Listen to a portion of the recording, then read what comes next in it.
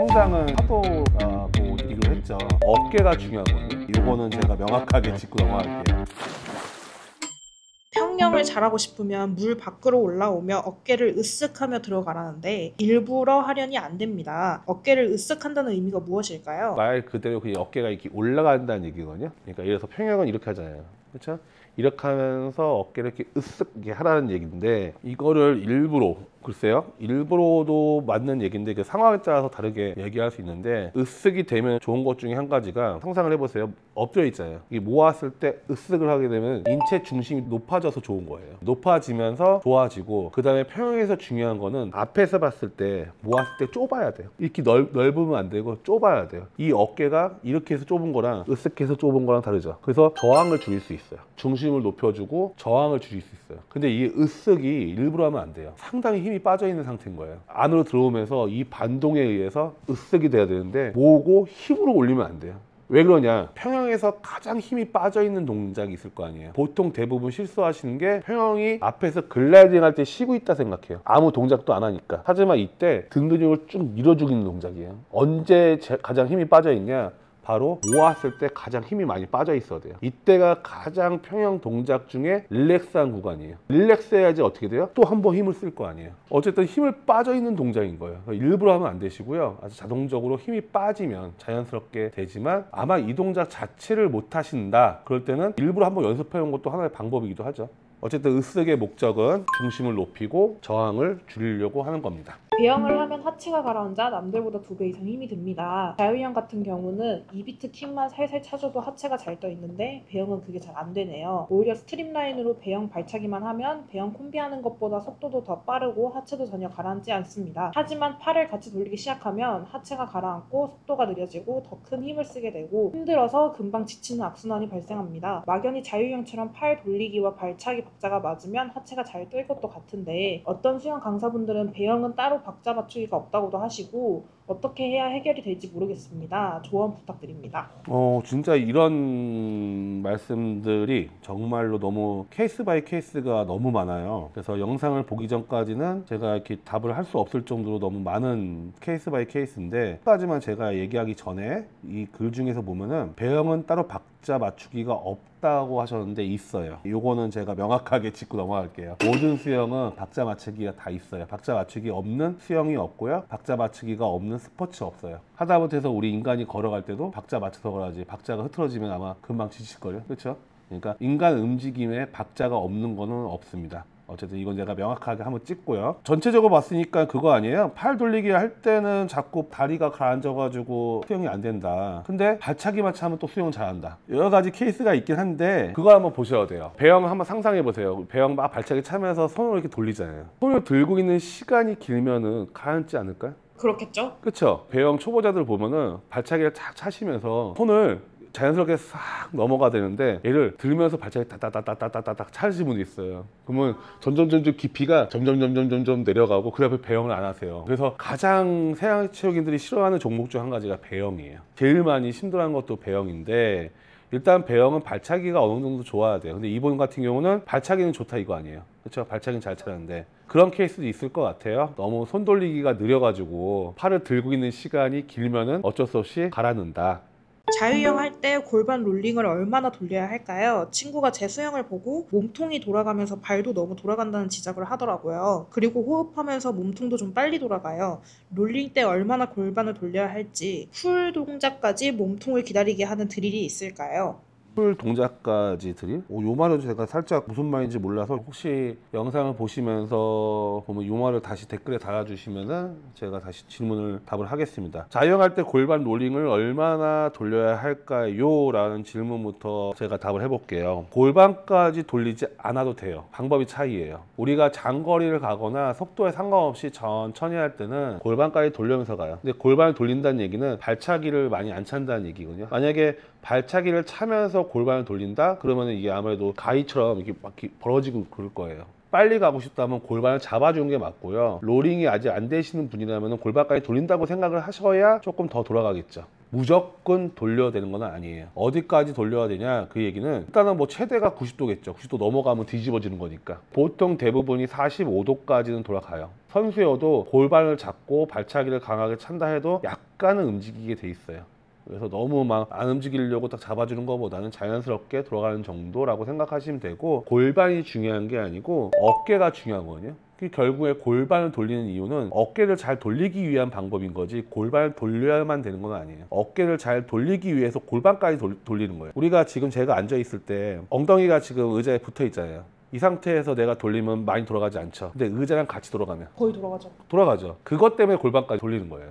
결국에 나는 목적이 뭐예요? 이쪽을 보기 위해서 이걸 돌리는 거예요. 근데 지금 제가 허리가 확 꺾여 있거든요. 근데 만약에 골반까지 같이 돌려버리면 내가 좀 편안하죠. 그러기 위해서 골반을 돌리는 거니까 골반을 꼭 어디까지 돌려야 된다는 거는 기준은 없으니까 그냥 편안하게 몸통이 잘 돌아간다면 딱 거기까지가 좋아요. 그리고 만약에 친구가 너무 돌아간다고 했으면 아마 거의 뒤집어지는 수준일 거예요.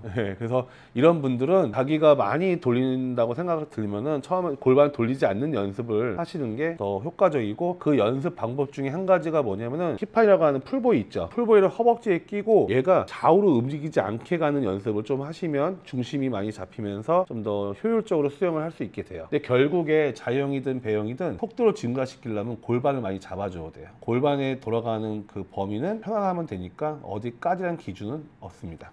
25m 수영장에서 마스터즈 500m와 100m 대회를 준비하는 연습 방법이나 훈련법이 있을까요? 요거는 제가 한번 구체적으로 한번 얘기 한번 해보려고 했던 부분인데, 연습 방법이나 훈련법은 정말 많죠. 뭐부터 얘기를 해야 될지 모를 정도로 많은데 한 가지를 제가 소개시켜 드릴게요. 훈련 방법 중에 USRPT라는 훈련이 있는데 울트라 숏 레이스 페이스 연습의 약자예요. 근데 이거는 뭐냐면은 아주 짧은 거리, 지금 25짜리 수영장이라고 있죠. 25짜리만 반복해가지고 연습하는 방법이에요. USRPT는 짧게 얘기하면은 짧은 고강도 훈련이라고 생각하시면 되거든요. 짧은 고강도 훈련. 그래서 50m를 한 번에 가는 방법이 아니고요. 25로 잘라가지고 곱하기 4, 6 뭐 그 정도 되는데, 내가 예를 들어서 50m를 가고 싶다. 그럼 50m는 25가 2개죠. 그래서 이거를 곱하기 4 정도 해가지고 8개 혹은 12개, 그거를 강하게 짧은 휴식 시간으로 반복하는 연습이 있어요. 내가 100m를 가고 싶다. 그거를 또 25로 4개를 자르는 거예요. 그럼 4개죠. 곱하기 4. 그러면 4, 4, 16. 16개를 빠르게 짧은 거리. 왜냐면 사람이 긴 거리보다 짧은 거리를 설정해주면 더 빠르게 할 수 있잖아요. 자기가 최대한 빨리 할 수 있는 거리로 빠르게 왔다 갔다 하면서 그걸 반복하는 연습을 USRPT라고 하는데, 25도 길어요. 일반인보다는.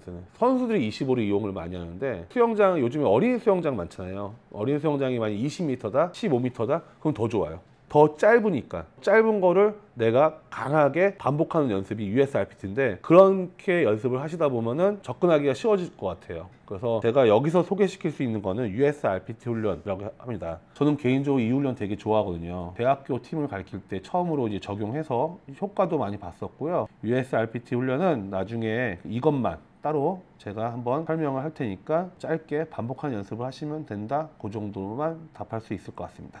그럼 제가 추가로 좀 한 가지만 더 네. 여쭤보려고요. 그 금방 말씀해주신 USRPT라는 훈련법의 장점 한 가지만 말씀해 주실 수 있을까요?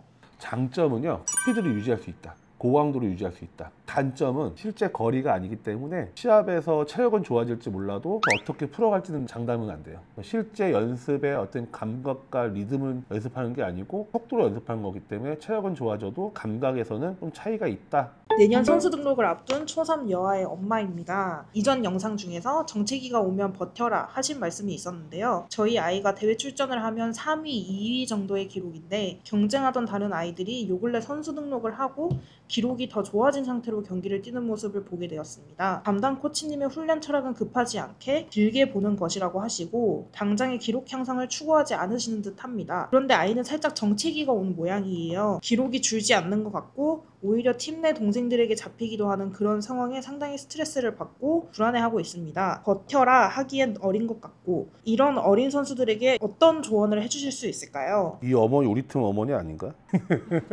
왜냐면은 항상 부모님들한테 얘기하는 게 급하지 않게 길게 보고 하셔라. 기록 항상 추구하지 말라라고 말씀하는 게 이게 참 어려운 문제예요. 그때 제가 버티라고 했을 때는 성장은 약간 파도라고 이제 비교를 했죠. 파도가 칠 때는 제자의 자리에서 버텼다가 파도가 나갈 때 거기에 맡겨서 또 다시 수영을 해야지 우리가 성장할 수 있다, 그런 말 할 때 제가 이제 버티라는 말을 했는데 반대로 묻고 싶어요. 초등학교 3학년 아이가 공부든 운동이든 잠시 멈춰 있다고 해가지고 그게 정책일까라는 저는 생각이 들거든요. 일단은 정책이다 정책이가 아니다라는 건 더 구체적으로 봐야지만 알 수 있는 거기 때문에, 근데 어쨌든 정책이라고 말씀하셨으니까 생각을 하고 답을 한다면은 아직 초등학교 3학년이잖아요, 그렇죠? 이 아이가 스트레스 받는다며, 불안하고, 그거 욕심 있는 거 아니에요? 그쵸? 욕심이 있으니까 스트레스를 그렇죠. 받는 욕심이 거죠. 있으니까 스트레스 받고 불안한 거예요. 운동할 수 있는 어떤 뭐랄까 마인드, 그거는 있는 거예요. 이 스트레스 받는다고 해서 이거를 해결해 주는 게 아니고요. 그 스트레스가 나중에 내가 정말 운동이 힘들 때 버틸 수 있는 심리가 돼버려요. 막 속상하고 막 울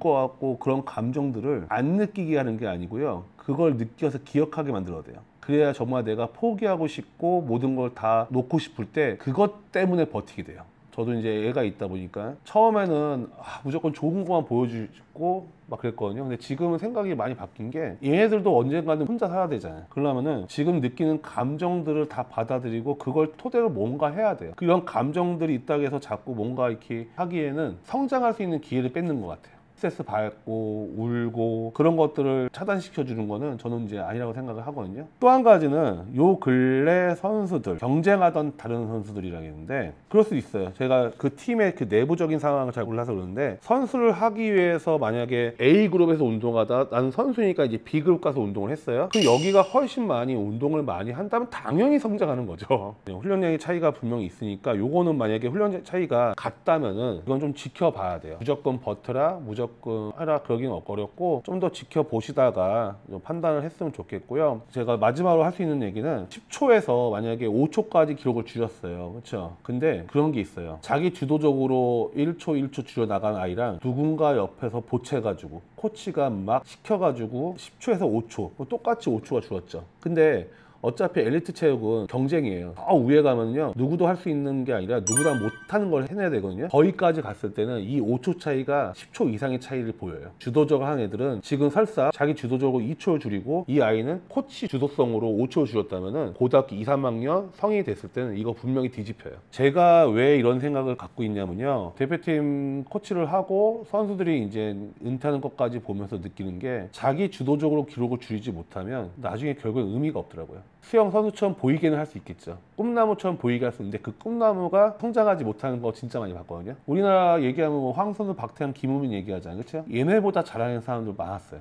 중학교 때까지 어마어마한 기록이 나온 선수도 많았고요. 진짜 좋은 선수 많았는데 어느 선에서 다 멈춰요. 저는 그 이유가 1초를 줄이는 그 질에 달렸다고 생각해요. 그냥 누가 시켜서 운동량으로 막 준 게 아니라 자기 주도적으로 기록을 줄였냐 안 줄였냐, 저는 그게 중요하기 때문에 잠시 기록이 멈춰 있어도 좀 길게 보시고 자기 주도적으로 커 나갈 수 있게, 그리고 마지막으로 심리적으로 힘들어도 더 좋고요. 더 강해질 수 있는 기회니까는 너무 불안해하지 마시고, 어머니는 옆에서 그냥 뭐랄까 간섭이 아닌 관심을 가져주시면 더 크게 성장할 수 있을 것 같습니다. 안녕하세요. 수영 4년차 생활 수영인입니다. 하루 수영량이 1500m에서 2000m 정도 주 3, 4회 꾸준히 했었을 무렵 넘치는 자신감에 수상구조사 자격증에 도전하게 되었습니다. 생각과 달리 너무 힘들었고 같이 교육 듣는 분들보다 많이 뒤떨어지는 것 같아 포기하고 싶었습니다. 힘든 걸 버틴 억울함을 계속 도전하여 세 번째 시험에서 합격하였습니다. 하지만 합격하고서도 뭔가 여유롭게 자격증을 합격한 게 아니고 간신히 했다는 생각이 계속 남아있으며 자신감이 너무 떨어져 고민입니다. 아무래도 준비하면서 제가 그렇게 수영을 잘하는 게 아니다 라고 느껴서 그런 것 같습니다. 극복할 수 있는 방법이 있을까요? 계속 수영을 하면 극복이 될까요? 어때요? 이거는 저만 답할 수 있는 부분은 아닌 것 같아요. 이 글 안에 답이 다 있고 그 다음에 뭐 여러 가지 얘기가 있는 것 같은데 작가님 어떻게 생각해요? 저는 이게 심리적인 요인이 크지 않을까라고 생각은 해요. 자격증을 따신 거잖아요. 네. 그러면 실력이 부족해서는 절대 아닐 것 같고, 남은 이만큼 했는데 나는 이만큼밖에 못했다, 그런 심리적인 생각 때문에 조금 강박 같은 게 생기신 게 아닐까라는 생각은 들거든요. 네, 저는 이걸 수영으로 얘기하지 않고요, 인스타로 한번 얘기. 인스타.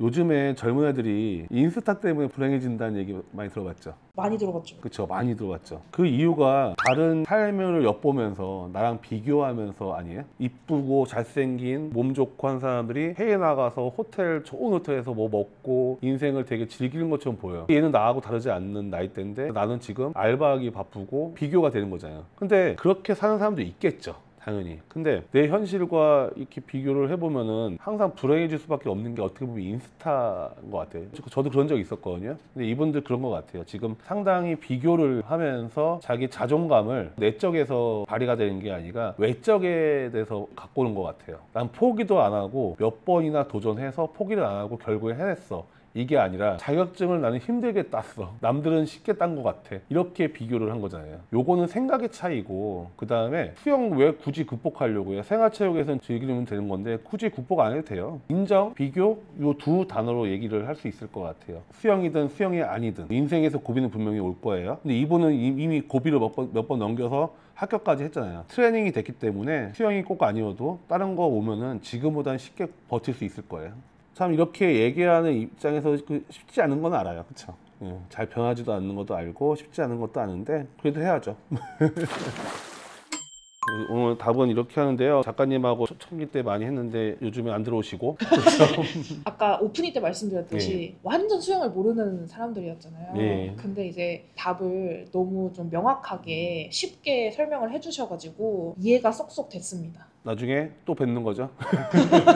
들어오겠습니다. 네. 알겠습니다. 저희가 이제 궁금한 점은 구글 시트 아니어도 댓글이나 다른 곳에도 남겨주시면 저희가 눈치껏 잘 모아가지고 답할 수 있게 하겠습니다. 댓글은 아무데나 뭐 쇼츠든 뭐든 아무데나 달아주십시오. 감사합니다.